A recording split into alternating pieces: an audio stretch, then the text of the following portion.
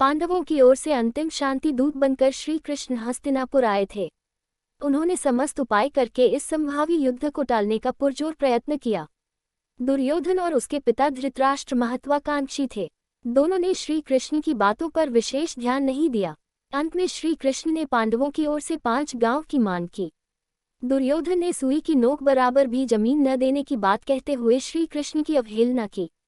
दरबार से निराश लौटने का अर्थ था युद्ध का निश्चय हो गया था। अब कुरुक्षेत्र में सेनाओं का आमने सामने आना ही बाकी था। श्री कृष्ण जब पांडवों के पास वापस लौट रहे थे, राह में कर्ण से मुलाकात होती है।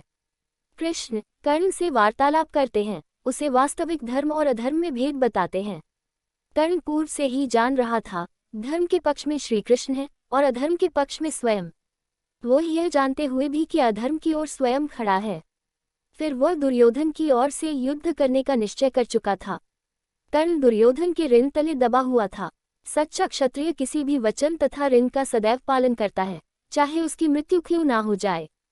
कर्ण भी दुर्योधन के प्रति वचनबद्ध था। दुर्योधन जिस और भी रहता उसके लिए कर्ण के प्राण सदैव हाजिर रहते। कृष्ण ने कर्ण के वास्तविक माता पिता का परिचय बताया। वह सूत पुत्र नहीं अपितु क्षत्रिय है, उसकी माता उच्च कुल की है। कर्ण ने अपनी माता का नाम जानने के लिए अनुरोध किया, जिस पर कृष्ण ने कर्ण को बताया वह 5 वीर योद्धाओं का बड़ा भाई है। कुंती उसकी वास्तविक माता है। स्वयं तुम मेरे कुंती बुआ के पुत्र हो। कर्ण स्तब्ध रह जाता है। सूत पुत्र का अपमान वह जीवन भर सहता रहा, जबकि वह उस अपमान का भागी नहीं था। किंतु विधाता ने उसके साथ क्या खेल खेला था। कृष्ण ने कर्ण के जन्म की संपूर्ण जानकारी सविस्तार कह सुनाई। लोक लाज और निंदा के कारण कुंती क्यों नहीं अपना सकी, उसकी विवशता का वृतांत कर्ण के समक्ष रखा। कर्ण की महानता को देखिए, वह जिस व्यक्ति के प्राण लेने की प्रतिज्ञा कर चुका था, आज वह छोटे भाई के रूप में था। अब वह बड़ा भाई होने के नाते किस प्रकार अपने छोटे भाई का वध कर सकता था।